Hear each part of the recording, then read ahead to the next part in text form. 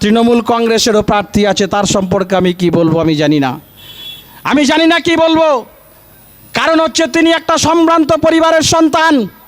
কিন্তু আপনারা যদি একটু সোশ্যাল মিডিয়া ফলো করেন তাহলে দেখবেন আপনার আমার কিছু বলতে হচ্ছে না।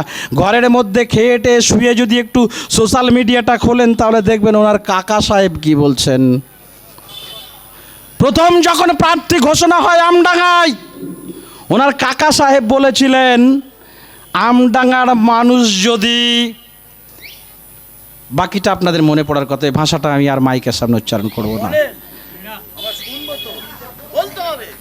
বলল আমডাঙ্গার মানুষ যদি, প্রথমে বলল ছাগল হয় তাহলে ওকে যেতে হবে, তারপরে বলল আমডাঙ্গার মানুষ যদি অমানুষ হয় তাহলে ওকে যেতে হবে। তাহলে আমডাঙ্গার মানুষের সম্মান জড়িয়ে আছে এই নির্বাচনে। আপনাদের মনে আছে এই কাসেম সিদ্দিকী সভা করতে গিয়ে বলেছিল নবান্ন কোম্পানির মাথা থেকে পায়ের তলা পর্যন্ত সব হচ্ছে চোর চোর চোর চোর চোর চোর চোর, বলেছিল না বলেনি? কথা বলবেন তো, বলেছিল? আচ্ছা বলুন তো কি কাণ্ড ঘটলো? কি আমি নজরুলদাকে বলছি চোর চোর চোর চোর, নজরুলদা চোর, আর সকালবেলা নজরুলদার সঙ্গে গলা জড়িয়ে বেড়াচ্ছি, তাহলে রাতের মধ্যে একটা ডিল হয়েছে, তাই তো নাকি? নজরুলদা আপনার সঙ্গে আমার একটা ডিল হয়েছে, হয় পয়সা কড়ির ডিল হোক, না হলে সম্পত্তির ডিল হোক, না হলে কিছু একটা ডিল হয়েছে। যে লোকটা মাইকের সামনে দাঁড়িয়ে বলছে নবান্ন কোম্পানির মাথা থেকে পায়ের তলা পর্যন্ত সব চোর চোর চোর চোর চোর, যে লোকটা বলছেন তৃণমূল কংগ্রেস এতটাই দুর্নীতিগ্রস্ত ওদের মারা গেলে ওদের জানাজা পড়ানো যাবে না, ওই লাশটাকে নবান্নে দিয়ে আসতে হবে, বলেছিল না? সেই লোকটা কি ঘটনা ঘটলো, কি চুক্তি হলো, এটাই তো জিজ্ঞাসা করতে হবে কাসেম সিদ্দিককে, যে কি চুক্তি মমতা ব্যানার্জির সঙ্গে তোমার হয়েছে যে তুমি তৃণমূল কংগ্রেসে জয়েন করলে, শুধু না তুমি তৃণমূল কংগ্রেসের প্রার্থী হলে, আর আমডাঙ্গায় এসে বলছে আমি আমডাঙ্গায় থাকবো। আর ওর কাকা কি বলেছে দেখেছেন? বলে ওর খেয়াল রাখবেন ও 2-1টা বিয়ে করে নিতে পারে, একটা না বলছে 2-1টা বিয়ে করে নিতে পারে। সোশ্যাল মিডিয়াতে দেখবেন, আমাদের কথা না, তোয়া সাহেব বলছেন। তাহলে বুঝুন, এরকম একটা মানুষ আমডাঙ্গায় এসে বলছে দিদি আমাকে পাঠিয়েছে, আমডাঙ্গায় 15 বছর কোনো উন্নয়ন হয়নি, আমি উন্নয়ন করতে এসেছি। আর মাননীয় প্রাক্তন, এখনো হয়নি, হ্যাঁ প্রাক্তনই বলি, এমএলএ রফিকার রহমান কি বলছে 15 বছর উন্নয়ন হয়নি, উন্নয়নের জোয়ার বয়ে গেছে আমডাঙ্গায়। আর তৃণমূলের প্রার্থী বলছে 15 বছর কোনো উন্নয়ন হয়নি, তাই দিদি আমাকে পাঠিয়েছে আমডাঙ্গার উন্নয়ন করবার জন্য, বলছে না? শুনেছেন না? আর এই কথা বলার ফলে কি কাণ্ডটা ঘটলো ওই আমডাঙ্গা মন্দির মাঠে দেখেছেন তো, মারপিট ইত্যাদি ইত্যাদি আপনারা দেখেছেন।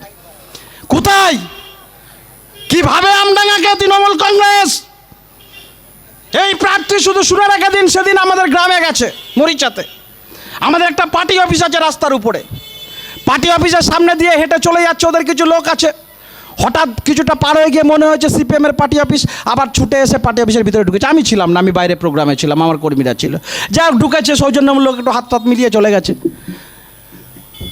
200 মিটার দূরে তৃণমূলের পার্টি অফিসে গিয়ে বলছে আমি চলে আসছিলাম, সিপিএমের লোকেরা আমার হাত ধরে পার্টি অফিসের মধ্যে টেনে নিয়ে গেল। বুঝুন কত বড় লায়ার। আমি অন স্পট মাইকের সামনে অন ক্যামেরা বলছি, কত বড় লায়ার। বলছে দিদি আমাকে একটা ফ্রেশ ক্যান্ডিডেট হিসাবে পাঠিয়েছে, তার মানে এর আগে যারা ছিল তারা কেউ ফ্রেশ না, উনি ফ্রেশ ক্যান্ডিডেট। কি করবেন আমডাঙ্গার মানুষের জন্যে? ফুরফুরা শরীফকে পশ্চিমবাংলার মুসলমানরা প্রাণ দিয়ে ভালোবাসেন, কিন্তু যখন দেখি ভোটের জন্যে মাথার টুপিটাকে খুলে ফেলে দেয়, ফেজ টুপি পরে ঘুরে বেড়ায়, ভোটের জন্যে যখন হচ্ছে মন্দিরে গিয়ে সাধু বাবার কাছে হচ্ছে মাথায় হাত দিয়ে আসে, আমি যাওয়াটাকে অপরাধ বলছি না, কিন্তু ঐতিহ্য, ফুরফুরার ঐতিহ্যকে ম্লান করে দিচ্ছে, মাটি করে দিচ্ছে। বাধ্য হবে তৃণমূল কংগ্রেসের কর্মীরা নিজের স্বার্থের জন্য, অর্থ উপার্জনের জন্য,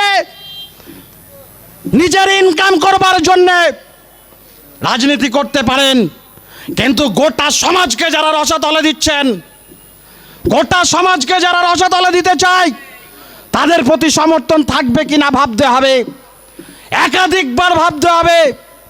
তাই আমাদের এই আমডাঙ্গার গর্ব, আমডাঙ্গার বিধায়ক ছিলেন হাসিম আব্দুল হালিম। হাসিম আব্দুল হালিমের সৌজন্যে গোটা পৃথিবীর মানুষ আমডাঙ্গার নাম জেনেছিল। আমরা গোটা বিশ্বের একটা অ্যাসোসিয়েশন, কমনওয়েলথ পার্লামেন্টারি অ্যাসোসিয়েশনের সভাপতি ছিলেন হাসিম আব্দুল হালিম। কি ঠিক বলছি তো? গোটা পৃথিবীতে মুখ উজ্জ্বল করেছিল। আর এই কাসেম বলছে আমি আমডাঙ্গার নামটা অনেক দূরে নিয়ে যাবো। বলে কোথায় নিয়ে যাবি?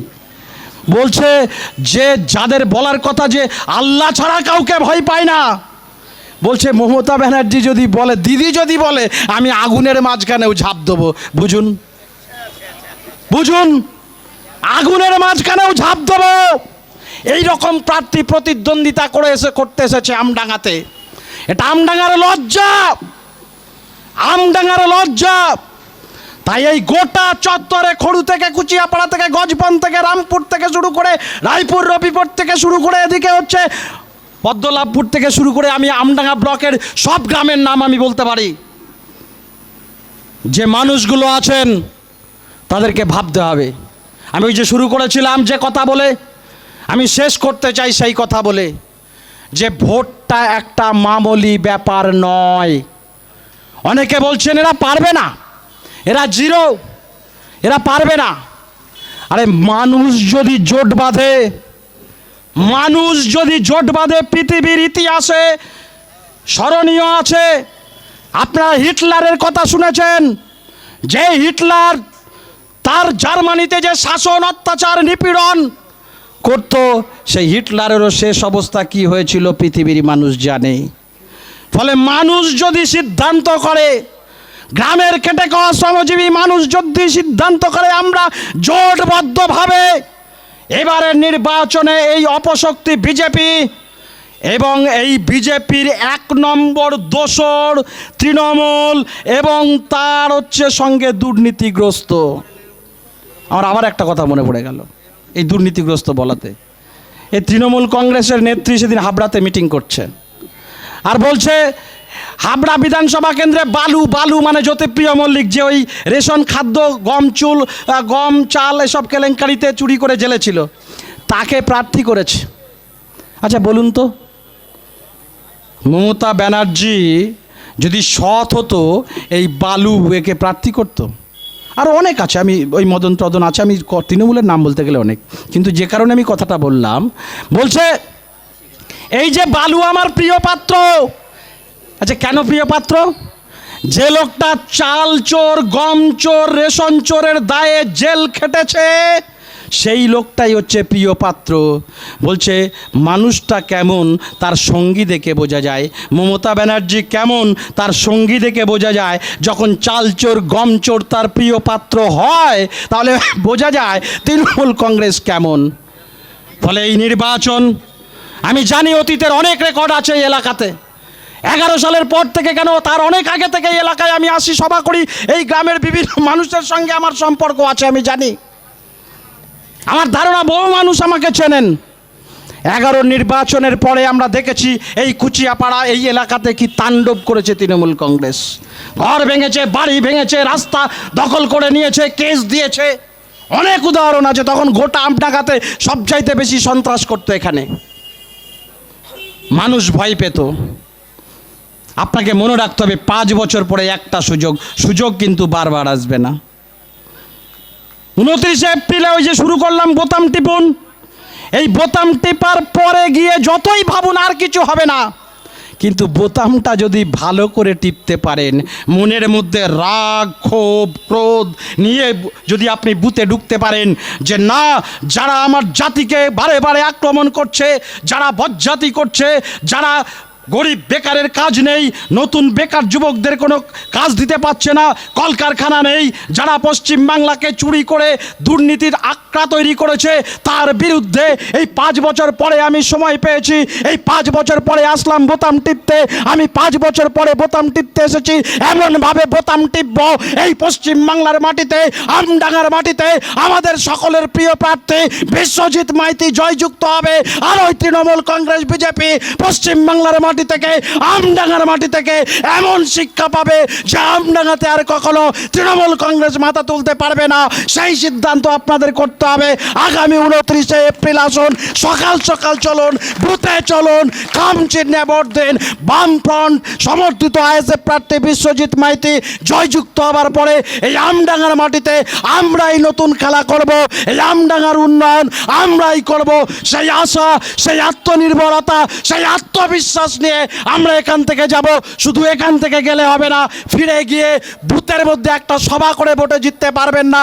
বুথের মধ্যে, গ্রামের মধ্যে অসংখ্য মানুষ আছে, সেই মানুষকে বোঝাতে হবে যে পর্যায়ে এসে দাঁড়িয়েছি, এবারের নির্বাচনে খাম চিহ্নেই ভোট দিতে হবে, আর কোনো প্রতীকের দিকে তাকানো যাবে না। সেই কাজ আপনারা সকলে মিলে করবেন। শেষ হাসি আমরা হাসবো, 4 মে লাল আবির মাখবো, এই প্রত্যাশা নিয়ে আমরা এখান থেকে যাব। সকলকে সংগ্রামী অভিনন্দন জানিয়ে আমি আমার কথা শেষ করছি। ইনকলাব জিন্দাবাদ, বাম আইএসএফ জোট জিন্দাবাদ।